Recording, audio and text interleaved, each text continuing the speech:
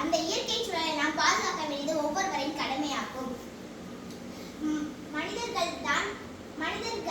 மனிதர்களாகிய நாம் நம்முடைய சுயநலத்திற்காக பல்வேறு விதங்களில் மாசுபடுத்துகிறோம். நெகிழி மற்றும் குப்பைகளை எரித்தல், நீர்நிலைகளில் கழிவுப் பொருட்களை கலக்குதல், வேளாண்மை ரசாயன உரங்களை பயன்படுத்தி நிலமாசு ஏற்படுத்துகிறோம். இயற்கையை எப்படி பாதுகாக்க வேண்டும்?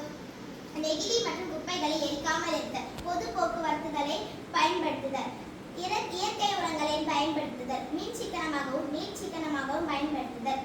இயற்கையை பாதுகாக்கும் வழிமுறைகளை அறிந்து அவற்றை பாதுகாக்கும் நாம் நம்முடைய அடுத்த தலைமுறைக்கு வளமான இயற்கையை வழங்கிடுவோம். இயற்கையை நேசிப்போம். செயற்கையுடன் வாழ வேண்டுமா என யோசிப்போம்.